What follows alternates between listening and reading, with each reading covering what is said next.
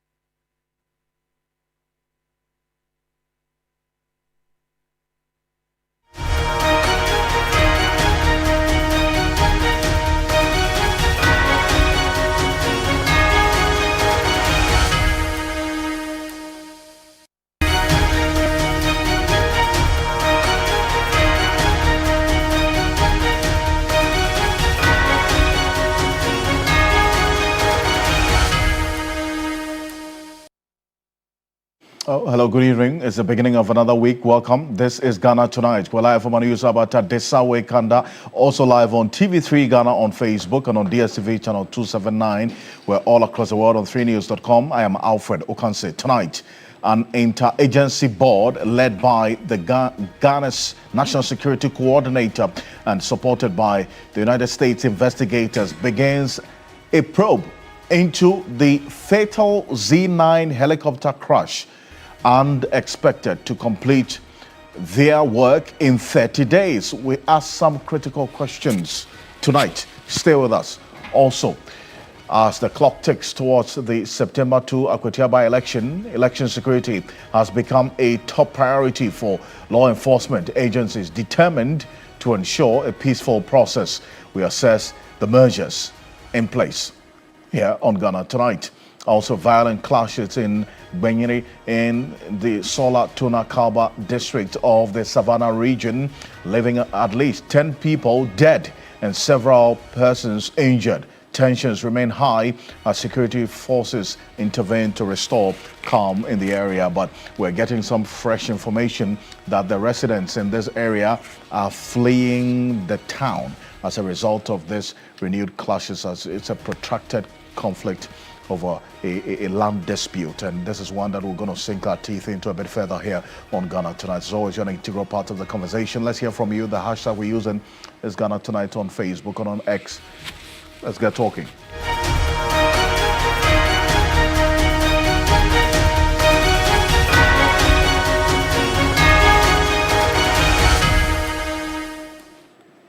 Let's settle for Ghana Briefs.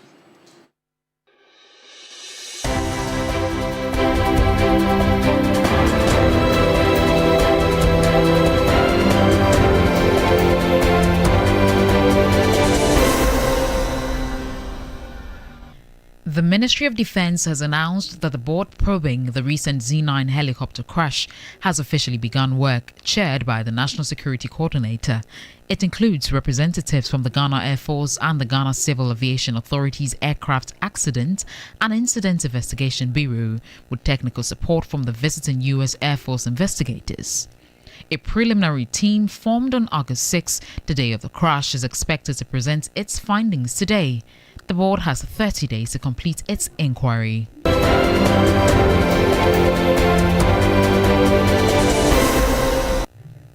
Minister of State in charge of Government Communications, Felix Kwakye-Ofosu, is confident that the National Democratic Congress will secure victory in the upcoming Akwatia by-election. He noted that the party is determined to honor the late Defense Minister and NDC's Director of Elections and IT, Dr. Edward Omane-Boamah, who he says before his passing spearheaded strategies. He was speaking to the media on his sidelines of President Mahama's state visit to Singapore. We all miss Dr. Omane-Boamah. Indeed, we do know that before he passed, rather unceremoniously and so tragically, he had begun to lay down the blockworks for resounding victory in Akwatia. So in his memory, we will carry out the plans as he laid out and we'll build upon it. We will add more impetus to it and ensure that we fine-tune it to deliver victory for us in Akutia, so that the same benefits that all constituencies that are being properly represented in Parliament are deriving will be derived by the people of Akutia. So we are confident of victory.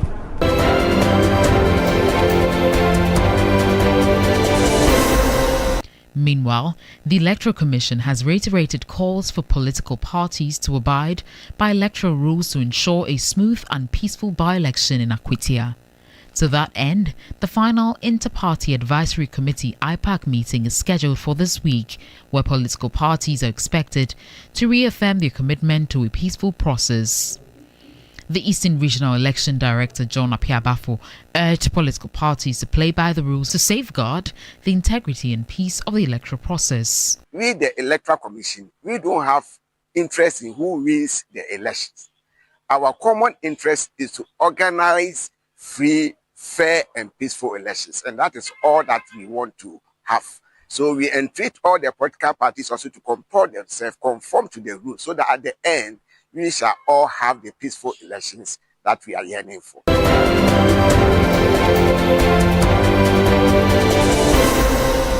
The leadership of NAT and NAGRAT is urging parents affected by the cancellation or withholding of their children's examination results by the West African Examination Council to take swift legal action.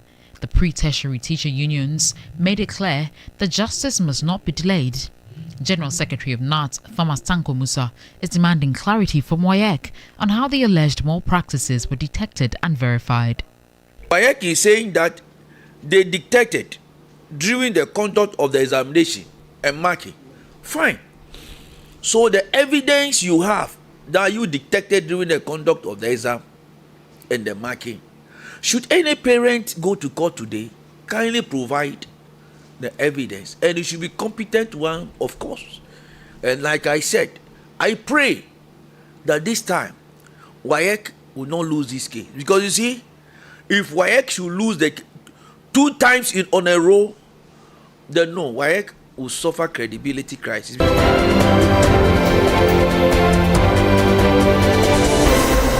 Policy advisor on political affairs at the Office of the Vice President, Samuel Ofosu Ampafo, says Ghana is well positioned to lead the continent in digital trade. Speaking on behalf of the Vice President, Professor Nana Jane Opoku-Agyeman, at the ICT Week event in Accra, Dr. Ofosu Ampafo noted the 24-hour economy policy and the 1 million coders project are initiatives that could place Ghana firmly at the forefront of Africa's digital future. We are rapidly expanding our national fiber optics backbone and broadband network, ensuring that high-speed internet reaches schools, hospitals, businesses, homes across the country. This is closing the urban-rural digital divide and unlocking new opportunities for inclusive growth.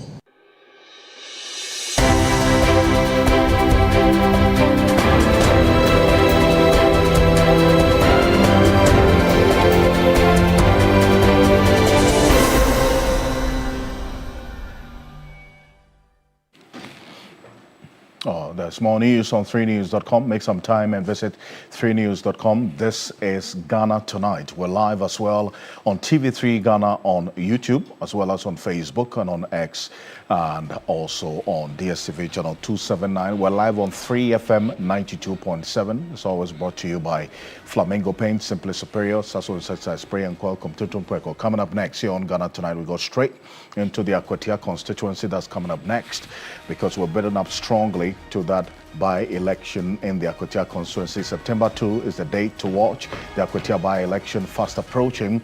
We have security agencies. They're ramping up efforts to guarantee a peaceful vote. What measures are being put in place? There's a lot that's happening in the run-up to the Akwatia by-election. Stay with us here on your Election Command Center right now, because the Electoral Commission has reiterated calls for political parties to abide by electoral rules to ensure a smooth and peaceful by-election in the Akwatia constituency. To that end, the final Inter-Party Advisory Committee, that's the IPAC meeting, is scheduled for this week, where political parties are expected to reaffirm their commitment to a peaceful process in that particular by-election. Let's hear from the Electoral Commission on their preparation ahead of this crucial Akwatia by-election, which will see, at least for now, what we do know, the LPG, Liberal Party Ghana, that's Kofi Akpaloo's party, the MPP and the NDC would have their candidate on the ballot paper. The Action People's Party, they are contesting, or they intend to contest this matter. We understand they've served the Electoral Commission of their intentions to, as it were, test the law on why their candidate was disqualified by the Electoral Commission. So as we do know, there are 3 candidates, 3 political parties taking part in this by-election in the Akwatia constituency. But this is the Electoral Commission of preparedness. Take a look. As for the elections, as I'm talking now, the ballot papers have been printed, and if you dispatch them to Akwatia, the other election material like the ballot boxes, all of them have been labeled. The materials needed, all of them have been sent to them. And then we do our packaging on Sunday and Monday. And then Tuesday, we transport everything to the polling station for the smooth conduct of the elections. So I would say that commissions is fully prepared. What we are left with is the training of the election officials. And from Tuesday going, we are going there to do the grassroots training for all the election officials for the conduct of the by-elections. You know, we, the Electoral Commission, we don't have interest in who wins the elections. Our common interest is to organize free, fair, and peaceful elections. And that is all that we want to have. So we entreat all the political parties also to comport themselves, conform to the rules, so that at the end, we shall all have the peaceful elections that we are yearning for. We've been engaging the political parties. Our head office held an IPAC meeting with all the political parties, and they discussed the process of the by-elections. The region too, we are going to have a DIPAC meeting with the political parties at Akwatia, maybe on Wednesday, and we are also going to discuss the process. So we'll be engaging them. Our advice is that elections are governed by rules and regulations. So we expect all the political parties to abide and respect the laws. And if they respect the laws, then we are going to have the free, fair, and the peaceful elections that we are all yearning. Also, that's John Apia Bafo.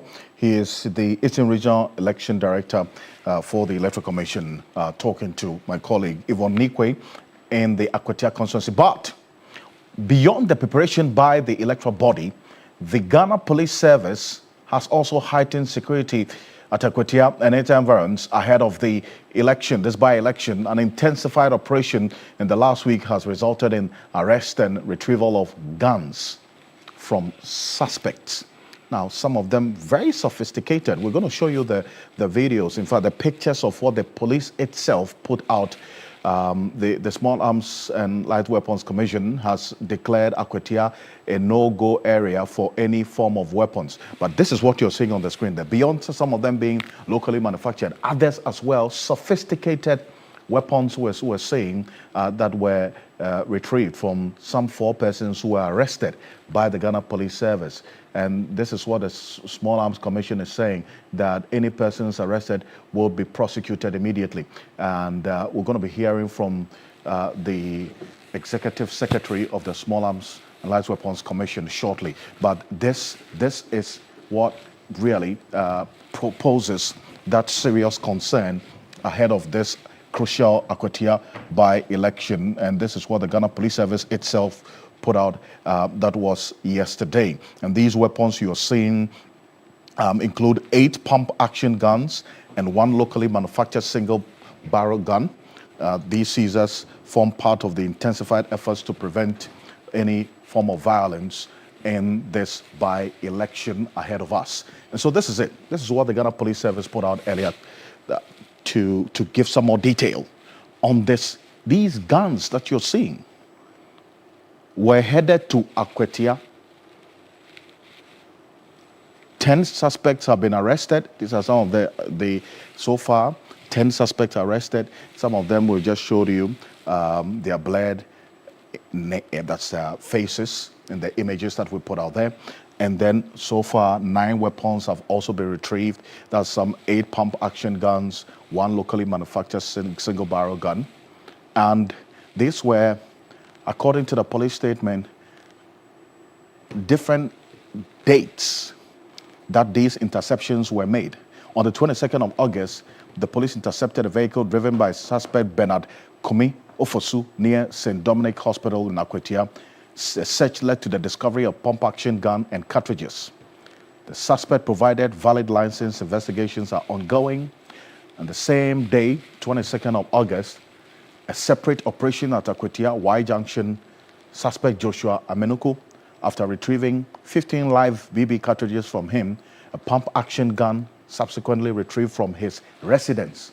So bear in mind, this is at least over the last 10 days, the police has been on some very, very serious intelligence-led operation. On 23rd of August, the next day, one other person, Peterson Joseph, arrested at Bwedua Livingston Junction, pump-action gun and cartridges retrieved as well. Suspect Stephen Inkansa, same day, found with pump-action guns at Esamankese direction towards Bwedua as well.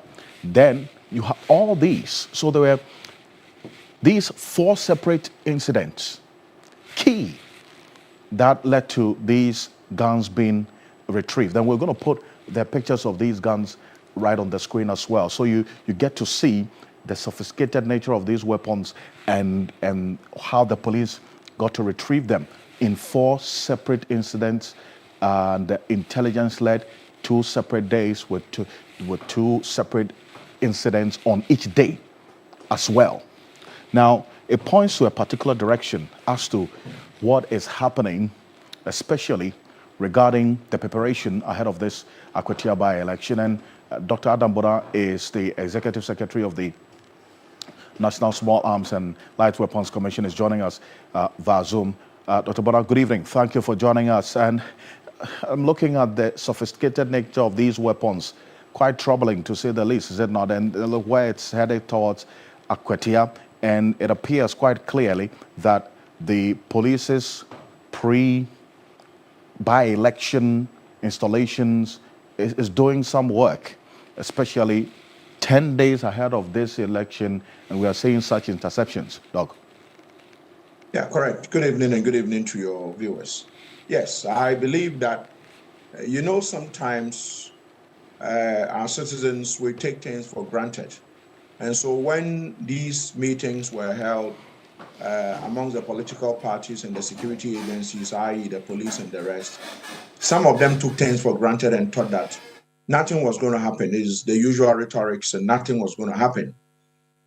We went out there also sensitizing the general public, especially around that enclave.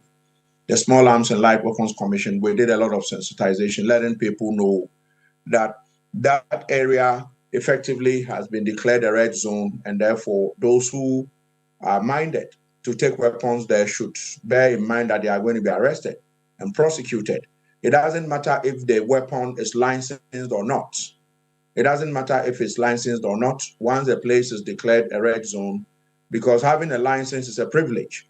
And so if you are told that even though you have a license, that weapon should not stray into that area, you must as well abide by the license, or else the license could be revoked, or you could be arrested together with the license and the weapon.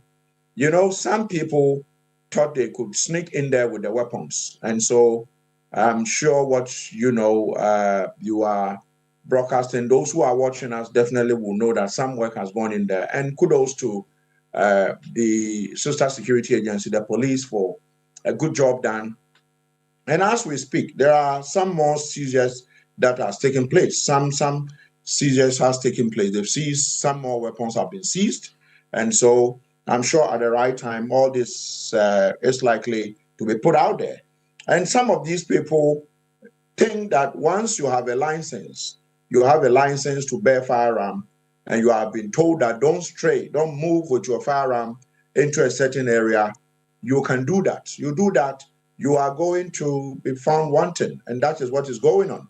And, some large, munitions and all that have been seized. And so Alfred what you are reporting is accurate, but some more seizures have taken place again. And so I would want to reiterate that those who think that they could sneak into Akwatia between now, or they've sneaked in already, you'll be fetched out. But those who want to sneak in now, between now and D-Day, they will be fetched out and prosecuted according to the law. And so we need to be careful what we are doing, the firearms we are carrying. We have, you saw our release, I think, yesterday, that caution that those who want, don't go there with pepper spray. Do not go there with tasers. When I say tasers, they call them shockers in the country, but they are tasers. Shockers or tasers. Don't go there with machetes. Don't go there with sharp implements. Right. If you are caught with but if they were machetes and others, if they were machetes, well, that raises concern. But you're also looking at the sophisticated nature of these weapons that have been intercepted. These are weapons that you don't come cheap, is it not? Well, no, it tells you, at the Small Arms and Light Weapons Commission, we have a bill that is pending before my minister's office, the Honorable Minister's office. It's gone round and is now back at his ministry, pending to go to the Honorable Attorney General's office for some work to be done before hopefully it goes to cabinet and then hopefully go to parliament for it to be passed into law. Listen, we have gone beyond probably just illicit weapons in the hands of people, and I'm not frightening anybody. In the past, we didn't put in enough measures, and so every Tom, Dick, and Harry in this country, in Ghana, wants to own a weapon, and those who wanted to own them have owned them, some of them legitimately, some of them illegitimate, some of them have expired licenses, and so yes, I'm sure once the bill is passed, Alfred, we are going to, carefully retrieve all these weapons. And there is something that is pending before the Honorable Minister's office. I don't want to preempt, but then next month, in fact, just next month, is the AU Amnesty Month. And the Small Arms Board, the board of the National Small Arms and Light Weapons Commission, has made some recommendations to the minister, hoping that we are going to have a situation where we could have some amnesty. If we have some amnesty, that would help us to have citizens who have weapons that they are not supposed to be keeping. Some people have died. That is how serious this whole issue about weapons are. Some people have died, and these weapons are tucked in various corners in kitchens, in storerooms, and those who probably are harboring them don't know where to take them. But hopefully when we have an amnesty granted, they will surrender these weapons so that they don't end up, falling into the wrong hands. And once they surrender them, usually what happens is that we destroy them. Once you surrender them, they are destroyed. And so the sophistication, what you are seeing, Alfred, this is just a tip of the iceberg. You ask every patrol, team member of the Ghana Police Service or any of the security agencies, the military and the rest, and they will tell you how sophisticated weapons, those who have them are. You go to Boko, why do you think the fight fighting the conflict in Boko has become increasingly difficult? Because you have too many weapons in the hands of people. But the proliferation of being done to retrieve them. Perfect. So, and that's one that falls directly on your lap. They're dealing with the proliferation of small arms as Executive Secretary. But maybe briefly, because you, in your statement, you're urging political parties or the political actors, party leaders, supporters, to adhere to the law, refrain from any actions that would incite or promote violence, including wielding weapons non-lethal or non-lethal illegally. Now, if you hear, for instance, the concern that some of the political parties have raised, this is Haruna Mohammed, the Deputy General Secretary of the MPP, spoke via Joy News, said, we have heard that they're going to, in fact, they've sewn some uniforms for their security persons to go to Akwatia and cause mayhem. They should not bring people in the name of security, put uniforms on them, arm them to move around. We're very aware, and we know the uniforms they are going to use. Already, there's that lack of trust for the state security in going into this. And the parties say they reserve the right to have their own security as well. So how do you then Marry this call you're making with the parties now talking about their right to also have their own security, private security going into this election? Vigilance is, I think we should all be vigilant. But saying that you are going to have your own private security, I'm not too sure whether that will be the law on vigilantism and other offenses act would allow anyone to have such a thing as a political party. That was outlawed under the previous administration. And I have heard, I think the gentleman, the Haruna Mohammed, I think I heard him, I spoke to Joy also this evening. And I'm wondering, because then since this administration took over, not a single police officer has been recruited. Every police officer was inherited by this administration. And therefore, could it be that the tens of thousands of police officers who were recruited and, given the wrong uniforms to go and foment trouble because the previous administration actually thought that, unfortunately, we were going to have the then MP passing on? I don't think so. And so I think that the police is doing very well. Security agencies are doing very well. And so to have political actors speak this way, sometimes 6-7 months out of office, and when you speak this way, when no single recruitment has taken place, for me, it beats my imagination to say that the police service that we all know that has been inherited, this administration inherited almost immediately, is the worst police service that anyone can talk about. Alfred, that can never be true. Okay. The police service is doing it well. The Small Arms Commission, before today, how many people knew of the Small Arms and Light Weapons Commission? I mean, we have all been empowered to do what we have to do. Right. And so my thing is that, bottom line, do not send weapons to lethal and non-lethal weapons to Akwetia. Okay. I think there are no excuses. Anyone who does that, it doesn't matter. You will be arrested and prosecuted. Do not send weapons. I think that the rhetoric must stop by our politicians. Okay. It's just one constituency election, and I don't think that we have to kill one another because of Akwetia. I don't think so. So whoever is talking should be mindful. Don't take weapons. If you do, you will be arrested and prosecuted. And a crucial one is that. I thank you so much for joining us. And Dr. Adam Bona, thank you for joining us. He's the Executive Secretary of the Commission on Small Arms and Light Weapons, joining us here on Ghana Tonight. Now, there's another violent situation that we've been following quite closely over the last at least 24 hours, and that's coming up next here on Ghana Tonight. At least 10 people have been confirmed dead and several others injured following violent clashes in Benyere, this is a farming community in the Sola Tuna Kalba district.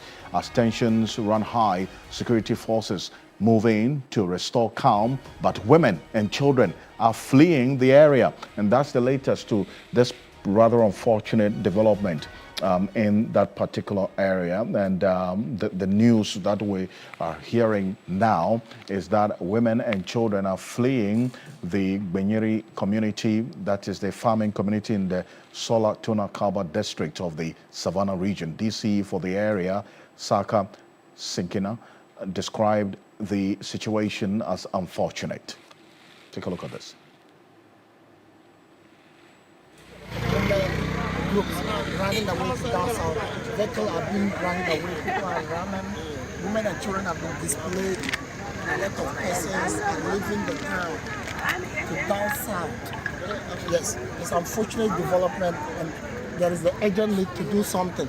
All these people you can see are people waiting for cars at the Sola police station, trying very hard to run away. A lot of displaced people, and there is the need to put in urgent measures to calm the situation. It is a very sad situation. Very, very sad situation. Yeah. In fact, we need more security men. You can see people displaced, people who doesn't know their whereabouts. Means of transport, people are stranded. A lot of, you can see children. It is a very sad situation. Most of them have not eaten since morning. They are stranded. The police station is choked to capacity. People have not eaten. There are no sleeping places. Though a lot of military men have been displaced, most of them, women and children. It is a very bad situation. Some are inside the bush, most of them. It is not a pleasant situation. Conflict, indeed, is not a pleasant situation. More deployment have been done, and you can see the police just searching through the vehicle to find out what is inside the vehicle.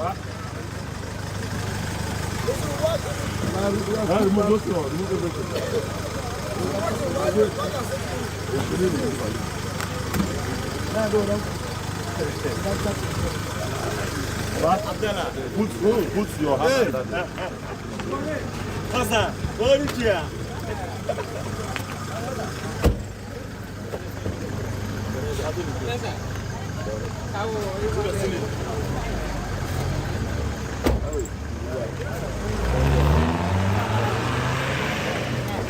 All these people are people who are willing, standing by the roadside, looking for cars to pass away. It's a terrible situation. It's a terrible situation. It is a terrible situation.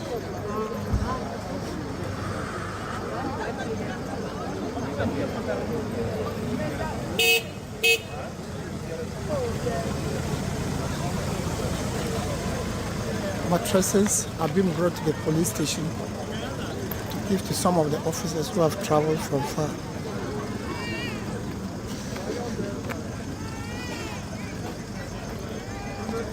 So let's stay it on there, because these are videos that came through just around 10 p.m., just some 30 minutes ago. So what you're seeing is fresh on the plate. What's happening in that particular area? This is the Benyeri area farming community in the Sola Tuna Kalba district of the Savannah region that we received this exclusive detail. What's happening right now? The children and women are fleeing the area, and a number of them displaced. As you see, hundreds of them by the roadside. They are seeking refuge at the police station as we speak. This is just coming through just some few minutes ago, fresh on the plate here on Ghana Tonight. And it's a troubling development in there. And Christopher Marco is our Savannah regional correspondent. He's joining us on Zoom right now. Also, we have Richard Kumado, is a security analyst. Gentlemen, good evening. Thank you for joining us. Thank you, Alfred. Great. And Chris, I'll start off with you. With what we are seeing right now, these videos capturing these children and women who are seeking shelter at the police station there. You were there with them a few minutes ago. Tell me what's going on. Yes, so Alfred, it's a very pathetic scene to see these children and women lined up on the streets of Sola, trying to move away from the conflict area. Alfred, I must say that these women and children you see did not use the roads leading to their communities to the Sola township. They walked through the bush far away from Sola, around the Gwintiri enclave. And so you can tell that these women actually went through a lot before even getting to the Sola police station. All these women and children are doing is to flee the conflict area to other places that they don't even know people living around those areas. All they are seeking is a place that they will be safe. And Alfred, like you heard from the district chief executive for the Sola Tuna Kalba district, Saka Sinkina, the security men on the ground, even though they are doing their possible best to contain the situation, but their numbers are not encouraging because there are more communities around that area. The conflict has moved from the Bintiri community into other neighboring communities, and so that is how serious it is. The escalation level is high, and more security presence is needed to be able to address the situation as it stands now, Alfred. But most of the people are still in the bushes, and I don't know, but I can tell that expectantly they are going to sleep in the bush this night, women and children. This is sad, to say the least. And we understand a number of them are fleeing to Ivory Coast. Yeah, some of them are fleeing to Ivory Coast because if you look at the Beniri area, it is very closer to Ivory Coast than to the Solar town. So most of them have fled to the neighboring country to seek refuge. Others have also moved around the Upper West region, which also shares a close border to the Solar Tuna Kalba districts. I see. And also confirm this to us that the death toll has exceeded 10, as was earlier reported. Yeah, so yesterday it was 5 that was reported. During the day, at midday, we reported that the death toll was still 5. Later, we got information from security personnel on the ground that the death toll is 10 and could even be more than 10 as a result of the escalation into other neighboring communities. I see. Chris, stay with me. And this is why I bring in Richard Commodore as well. So, Commodore, I mean, learning this detail and now this death toll, we understand, exceeding the 10 which we earlier reported. This violence, which has displaced the women and children we are seeing on the screen right now, is believed to have been triggered by a protracted land dispute and has persisted despite the deployment of military and police personnel to the area. What should be the most appropriate response to what is happening now? Looking at the pictures, it's a bit worrying. This is a community security breach, and this is a large scale of insecurity around the affected communities. Safety has been compromised, security has been jeopardized, and it happened at the speed of light. You will need more than just a physical presence of security officers. This is where your NADMO comes in. We do not have the capacity to deploy as quickly as we will want. And it goes back to what I have been saying, that as a nation, our preparedness in managing emergencies will need to be revised and we will need to be looked at it again. If we are more coordinated and we are more prepared in advance, we could rehearse and anticipate such high levels of security risk vulnerabilities and will be prepared. As it is now, the holding area within the Solar police station is very small. You need more numbers to ensure that safety is guaranteed, at least for a night or two. And you also need the social amenities our mothers and aunties and children will need, particularly, to be able to survive these 2 days. So it's back to square one, that as a nation, we will need to look at our preparedness towards managing national emergencies. But above all, who are the owners of this land? And why should a land that belongs to somebody, that somebody bought, will have the tendency of displacing these large numbers of people, creating insecurity and creating high levels of safety breaches for them? Going back to the basics, our tendency to manage issues in this country is getting weakened and weakened by day. Then also, we always keep running away from the truth, and we don't want to face it head on.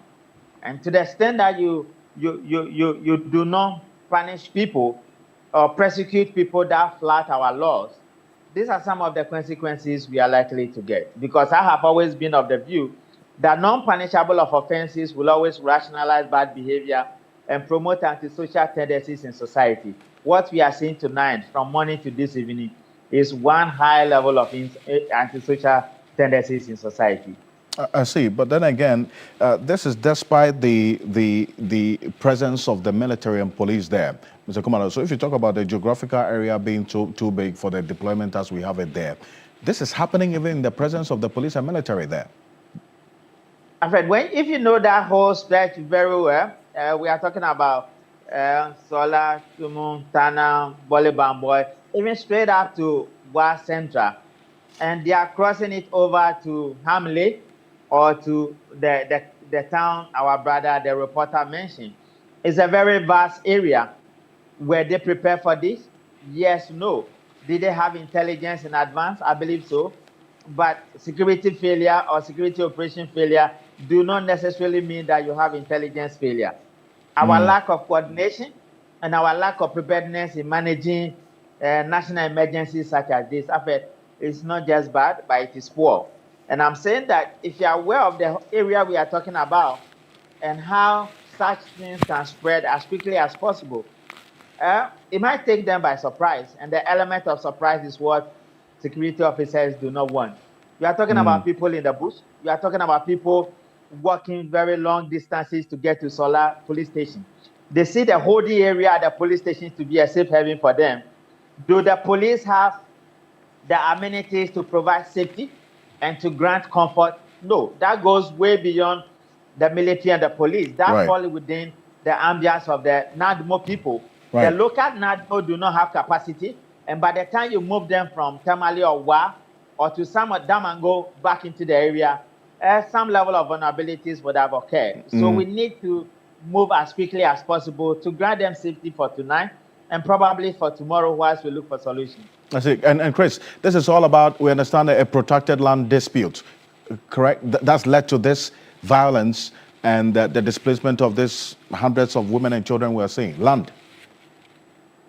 So, Alfred, and it's very unfortunate that this is happening at this time when the people should be in their farms trying to ensure that they get their farms in good shape, weed around, and also to be able to be food sufficient. Unfortunately, from now till probably the time that some relative calm would have been restored in the area, these people who have fled will not be able to go to their farms. And you can tell what will happen in the coming days. But Alfred, let me also just add that the Brifo Youth Association, the Gonjaland Youth Association, and other youth groups within the Savannah region have issued statements calling for calm in the area.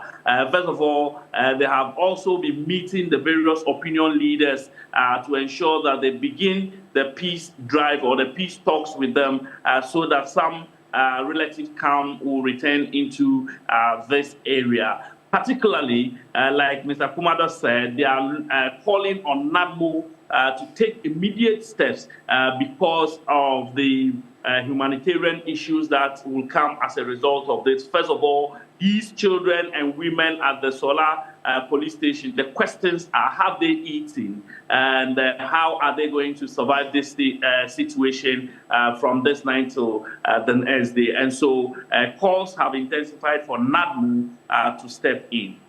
Appreciate it.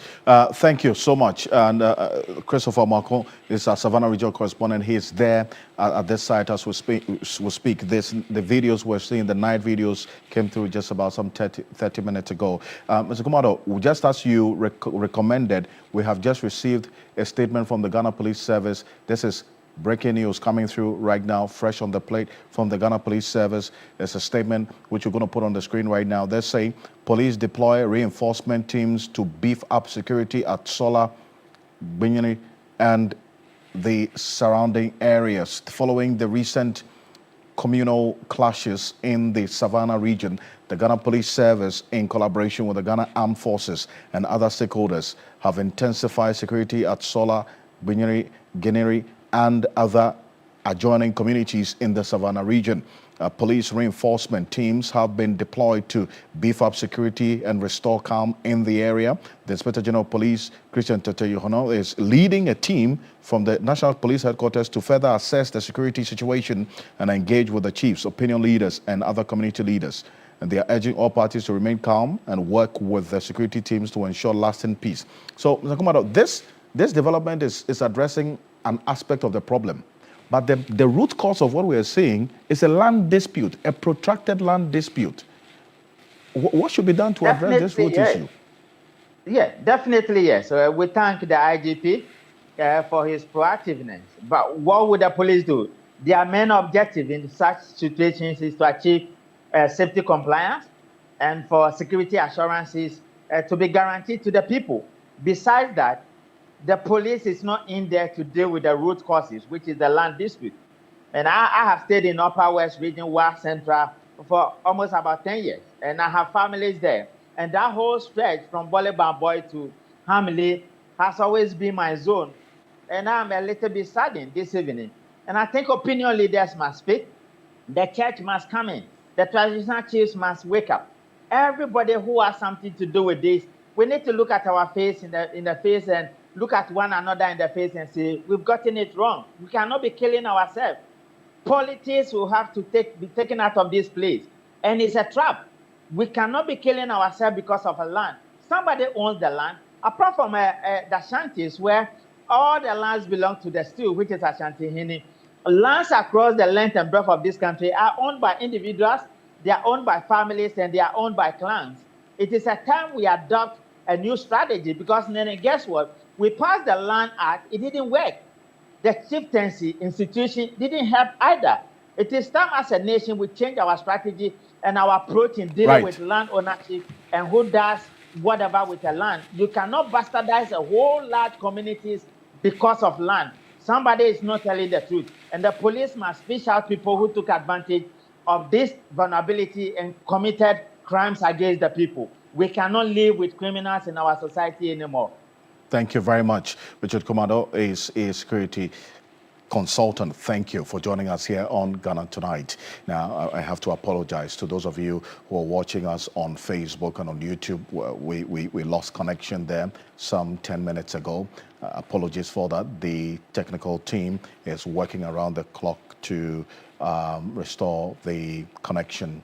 But we had a break in the transmission on Facebook and across social media. But we do apologize for that. Coming up next here on Ghana Tonight, an interagency board led by the Ghana National Security Coordinator with some support from the U.S. investigators have launched a 30-day probe into the deadly Z9 helicopter crash. Well, we have details of this statement after this quick break. Stay with us.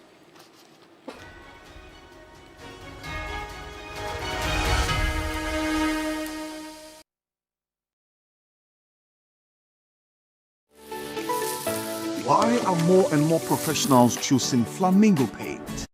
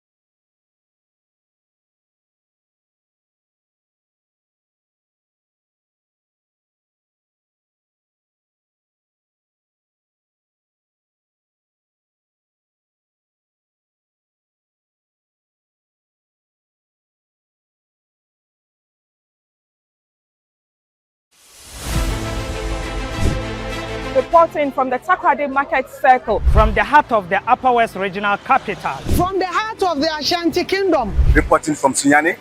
From the Central Business District of Navrongo. The parliamentarians are on recess. This is where it all unfolds. The moments that potentially alters the course of our nation and the world. These are the individuals we recognize, the voices we amplify, who appears on screen and who contributes behind the scenes. With professionalism at our core, we bring you news you can trust. Impact journalism that makes a difference. This illustrates how diverse perspectives enhance our strength and reinforces our mission. This is 3 News. Leaders in breaking news, exclusive interviews, facts and analysis on TV, radio, online and digital. 3 News, first in news.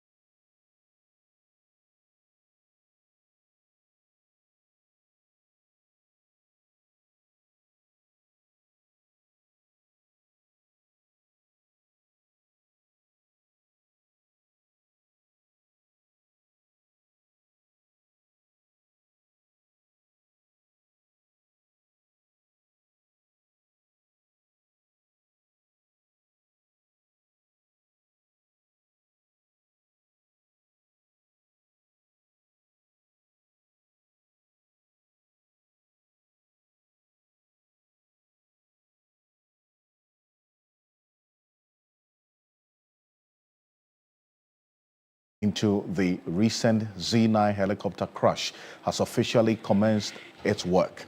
Now, the announcement was made in a press release dated August 25. That's today. We'll put portions of that on the screen right now. Here's what we do know, that this was under the hand of the acting Defense Minister, Dr. Kasiela Tuforsing, indicating that this board, chaired by the National Security Coordinator, with membership drawn from the Ghana Air Force and the Aircraft Accident and Incident Investigation and Prevention Bureau of the Ghana Civil Aviation Authority, and the United States of America is also providing advice and assistance to the board through visiting investigators from the U.S. Air Force. The board may also invite other relevant experts and institutions, both local and international, to assist with the investigation. It will also be recalled that on the day of the incident, that's the 6th of August, a preliminary investigation team was constituted to gather all available evidence relating to the crash in support of the board's work. The preliminary investigation team is scheduled to submit its report to the board today. So, all things being equal, it would not be wrong to believe that by this time, this preliminary investigation team have submitted their report already to the board. The investigation board has been mandated to complete their work within 30 days from today. 30 days from today, they're supposed to complete their work. That's according to this statement from Dr. Kasiela Tuforsing, the acting minister in charge of defense and the substantive finance minister of the Republic of Ghana. And this 30-day period, which has been stated in this press statement, is what has also generated some conversation. I recall earlier, I spoke to Professor Kwesi Ejokum. He is a former Air Force pilot, the Ghana Air Force pilot. He is now an associate professor of aeronautics and an aircraft accident specialist. He had indicated that all things being equal, it would take about a year, 1 year, to, if he was also to be involved in any investigation of a sort, to have a full investigation completed about this crash. Let's recall that interview I had with him on Key Point. Take a look. They will look at, like I stated earlier, the physiological and psychological state of the crew. They will look at Ghana Air Force, our standards, our levels of compliance, and just make sure that they've assembled all this data, because we have organizational influence. We'll look at levels of supervision, preconditions for the flight. If there were some unsafe things, we call it unsafe actions. So things related to training, equipment, was it appropriate for the flight? And then, of course, we'll zone in on the operators themselves. What was the state of mind? And that normally comes by looking at things like fatigue.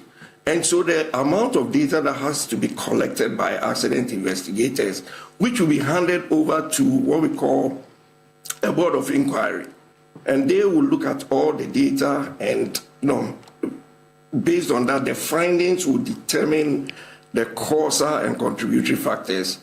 I cannot make a prediction as to whether it will be done in 30 days or in 2 weeks or maybe in 4 months. It's a process that is ongoing, but hopefully, since we are tied almost to an extent, I am, in my opinion, envisaging that within a year's time, we should be able to almost zone in on most probable causal and contributory factors. Within a year, all things being equal? All things being equal, crossing my hand, hopefully we should be able to get this wrapped up. I know everybody, we want answers now and now and now. But unfortunately, investigators, I get it, the emotions, the anxiety. But one characteristic of every good investigator is that we try to filter out the noise, and then we look at the body of evidence, the corpus of evidence. That's Professor Kwesi Ejekum. Is a former Ghana Air Force pilot, an aircraft accident specialist, and associate professor of aeronautics there. We'll continue this conversation. In fact, tomorrow we'll marry his position in this 30-day period that has been given to this board. What exactly is their mandate and the terms of reference? We'll get a bit more into it. Join us same time tomorrow. On behalf of the team, we do appreciate your company. I am Alfred Ocansey. Have a good night. Ghana Tonight is brought to you by Flamingo Paint. Superior durability, superior hiding, superior coverage, simply superior. Sasso insecticide spray and coil.